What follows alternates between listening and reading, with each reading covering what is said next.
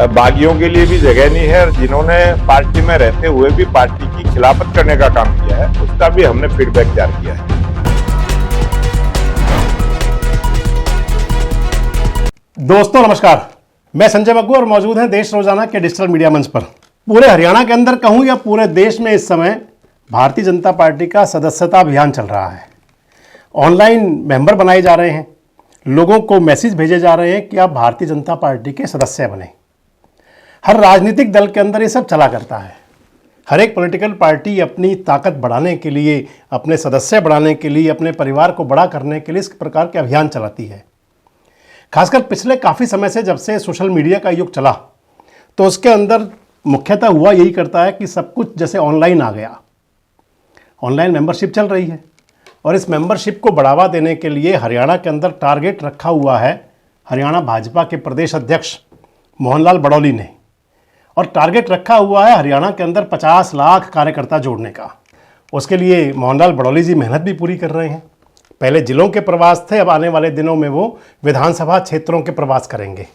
एक मैं social media पर फेसबुक पे देख रहा था, एक पोस्ट थी जिसमें आज उनके किलोई और रोहतक के अंदर प्रवास थे।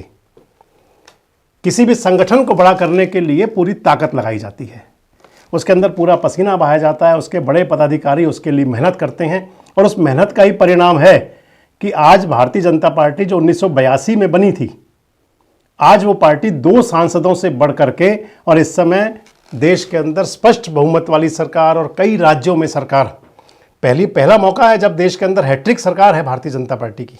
आप हरियाणा देखें तो हरियाणा में हैट्रिक सरकार है तीसरी बार। मध्य प्रदेश देखें, आप गुजरात देखें, आप कई राज्य हैं जहाँ कंटिन्यू रिपीट हो रही है भाजपा। और इसके अलावा जो उत्तर पूर्वी राज्य है और इसके साथ साथ दक्षिण के राज्य है, वहाँ पर भी भाजपा का प्रभाव बढ़ रहा है। इस वीडियो में मैं आपके साथ एक ऐसे मुद्दे को लेकर हूं जो हरियाणा में खासकर चर्चा में है। मेरी भारतीय जनता पार्टी के कई नेताओं से बात हुई, कुछ टेलीफोनिक भी और कुछ आमने सामने बैठ करके भी चर्चा भी हुई। भारतीय जनता पार्टी के प्रदेश अध्यक्ष मोहनलाल बड़ौली जी आजकल जहां भी जा रहे हैं या फिर आप उनके मीडिया में बयान देखें, अखबारों में छपे हुए देखें, सोशल मीडिया में देखें, इलेक्ट्रॉनिक मीडिया में देखें, तो उनके बयान आ रहे हैं कि दागी और बागी। पंडित मोहनलाल बड़ौली कह रहे हैं कि जिन लोगों ने पार्टी के प्रत्याशियों का साथ नहीं दिया या जो लोग दागी हो गए या बागी हो गए, दागी वो होते हैं जो संगठन में रहते हैं और संगठन में रहते हुए उनकी शिकायत हुआ करती हैं। प्रत्याशी कहा करते हैं कि हमारी फला नेता ने हमारी मदद नहीं करी, और ये अमूमन हर चुनाव में हर राजनीतिक दल में हुआ करता है। उसके अंदर कहा जाता है जो प्रत्याशी चुनाव जीत जाता है वो भी और चुनाव हार जाता है वो भी। हारने वाले की अपनी पीड़ा होती है कि वो चुनाव हार गया, और उसकी पीड़ा होती है कि उसके क्षेत्र के लोगों ने, उसके क्षेत्र के नेताओं कार्यकर्ताओं ने उसका पूरा साथ नहीं दिया। और जो जीत जाते हैं उनको ये लगता है कि अब कोई उनके समकक्ष सामने ना आ जाए उनके विधानसभा क्षेत्र में, उनके लोकसभा क्षेत्र में, और इसलिए शिकायतों के दौर चलते हैं। खासकर भारतीय जनता पार्टी के प्रदेश अध्यक्ष मोहनलाल जी आजकल जहां भी जा रहे हैं उस जगह कहते हैं कि किसी भी दागी बागी को ना संगठन में लेंगे, उनको कोई जिम्मेदारी नहीं देंगे, उनको किसी महत्वपूर्ण पद पर नहीं लिया जाएगा। ये तमाम बातें होती हैं। बागियों के लिए भी जगह नहीं है और जिन्होंने पार्टी में रहते हुए भी पार्टी की खिलाफत करने का काम किया है उसका भी हमने फीडबैक तैयार किया है। उन कार्यकर्ताओं को भी जिम्मेवारी ना मिले,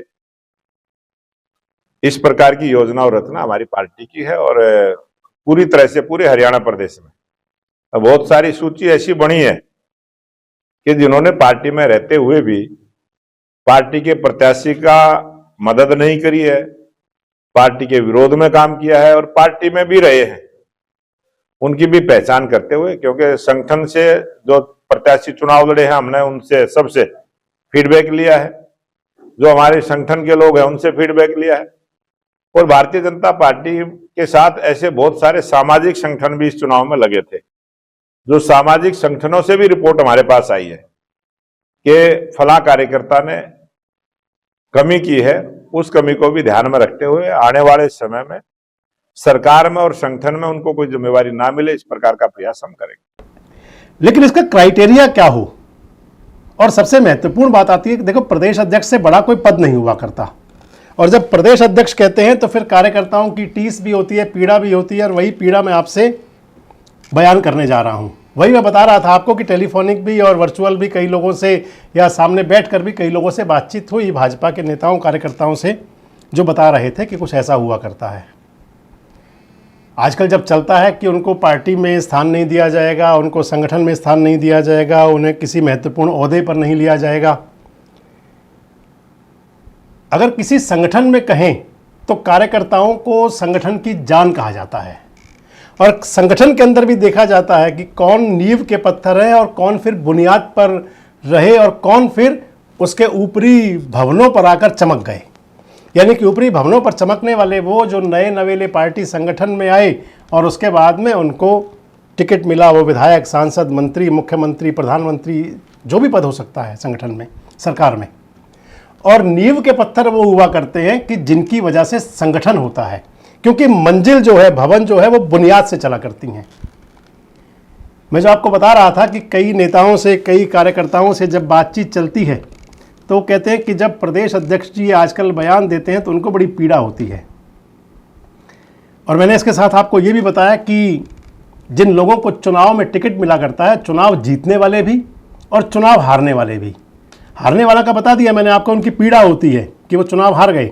जीतने वालों के अंदर ये हुआ करता है कि उनके क्षेत्र में कोई और नेता भी ना उभरे, ताकि उनका आगे चल करके ये कारवां बनता रहे, चलता रहे, आगे वो मुख्य धारा में रह जाएं।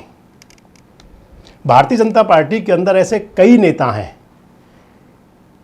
जिनका टिकट अब की बार विधानसभा में कटा, और खाली बीजेपी नहीं, हर एक राजनीतिक दल में हुआ करते हैं। आप किसी पॉलिटिकल पार्टी में चले जाएं, उसके अंदर हुआ करते हैं, और एक फॉर्मेलिटी होती है, और उसके बाद में कहा जाता है कि बागी नेताओं पर एक्शन होगा, और फिर एक पुरानी कहावत है कि पतनाला तो वहीं गिरेगा। लेकिन जो यहाँ चल रहा है और प्रदेश अध्यक्ष जी जो कह रहे हैं, उसको लेकर मैं आपके साथ रूबरू हूँ। भारतीय जनता पार्टी में आपको ऐसे कई नेता मिलेंगे कि जिनका जीवन बीजेपी में ही खपा, जिन्होंने जन्म से लेकर के और अब उम्र के किसी भी दौर में हैं, वो उसी पार्टी में हैं। आप रामविलास शर्मा जी को देखें, भारतीय जनता पार्टी के कई बार प्रदेश अध्यक्ष रहे, भाजपा के वो जब भाजपा का जन्म हुआ तो उस समय से लेकर के, यानी कि पहले अपने जनसंघ के अंदर हुआ करते थे और जनसंघ से भारतीय जनता पार्टी। और आप नाम देखें तो फिर सुभाष बराला का नाम भी लिया जाएगा, क्योंकि देवेंद्र बबली तो सुभाष बराला की भी शिकायत कर रहे हैं। दीपक मंगला का नाम भी लिया जाएगा, जो यहाँ के विधायक थे पलवल के, भाजपा युवा मोर्चा के भी प्रदेश अध्यक्ष रहे हैं, कोषाध्यक्ष भी रहे हैं। संभवतः पलवल के विधायक भी शिकायत उनकी जरूर कर रहे होंगे। अगर आगे चलें तो फिर कविता जैन का नाम भी जरूर होगा, क्योंकि निखिल मदान वहाँ से एमएलए बनी गए हैं। और कविता जैन और राजीव जैन की साथ तो जो चला था सब कुछ, वो सब कुछ मीडिया में आया। सीमा त्रिखा को भी हो सकता है कि उनके लिए भी धनेश अदलखा जी कह रहे हों।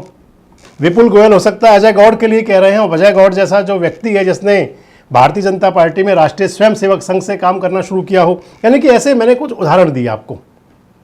नाम ऐसे बहुत होंगे कि जिन पर यह बात आ रही होगी कि इन लोगों ने पार्टी के साथ में बगावत की या पार्टी में रह करके धोखा दिया, इस बात के प्रकार के आरोप लगा करते हैं। अगर बगावती और दागी वाली बात करें तो एक कैटेगरी तो वो हुआ करती है कि जो लोग पार्टी छोड़ देते हैं, या तो वो पार्टी के अधिकृत प्रत्याशी के सामने चुनाव मैदान में आ जाते हैं। आप हरियाणा में देख सकते हैं, उसके अंदर केयर सिंह रावत सबसे बड़ा आज का उदाहरण है। हथीन विधानसभा क्षेत्र से बीजेपी छोड़ी और निर्दलीय चुनाव लड़ा। इस प्रकार के और भी कई नेता पूरे हरियाणा में होंगे। 10-12 लोगों को पार्टी ने कारण बताओ नोटिस भी जारी किया, उनको 6 साल के लिए निष्कासित भी किया। लेकिन अब जो चल रहा है आजकल, उसको लेकर के भाजपा के कई नेताओं की ये पीड़ा है। भारतीय जनता पार्टी के एक नेता ने मुझसे अनऑफिशियल बातचीत कर रहे थे, टेलीफोनिक बात हो रही थी आज ही। तो वो कह रहे थे कि पार्टी की स्थिति राजनीति के अंदर सबसे महत्वपूर्ण होता है कि जो जीता वही सिकंदर, चाहे कोई भी राजनीति का क्षेत्र हो या कोई भी क्षेत्र हो। लेकिन राजनीति में खासकर हुआ करता है कि जिसकी सरकार बन जाती है, जो चुनाव जीत जाते हैं, उनकी बल्ले बल्ले होती है। लेकिन सरकार के साथ ही संगठन भी बहुत बड़ी चीज हुआ करती है।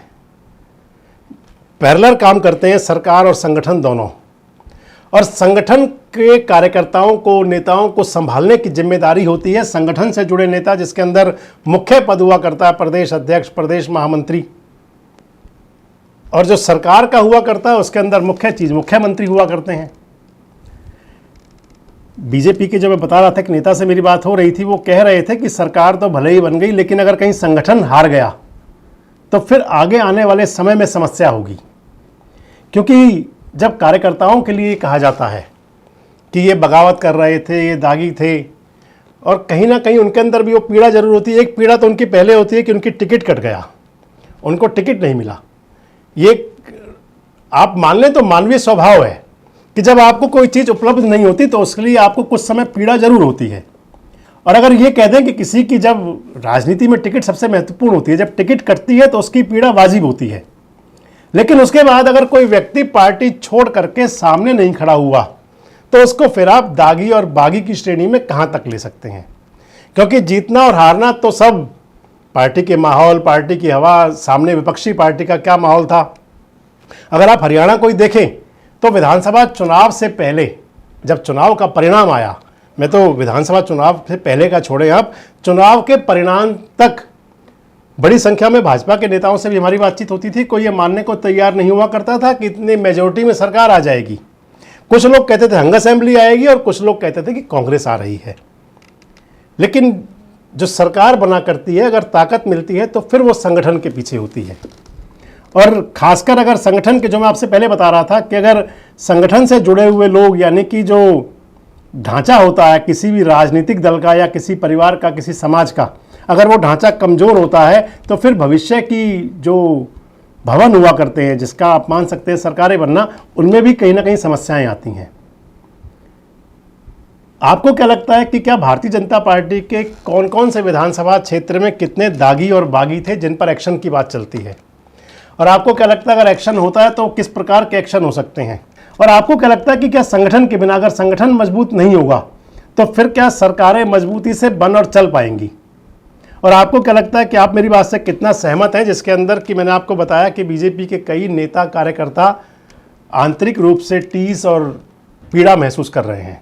कमेंट बॉक्स में जरूर बताएं। जुड़े रहें हमारे साथ, देखते रहें देश रोजाना। हमारे साथ जुड़े रहने के लिए सब्सक्राइब करें देश रोजाना के YouTube चैनल को और नई वीडियो की नोटिफिकेशन पाने के लिए बेल आइकन जरूर दबाएं। अगर आप ये वीडियो Facebook या Instagram पर देख रहे हैं तो पेज को लाइक और फॉलो जरूर करें और ज्यादा से ज्यादा शेयर करें।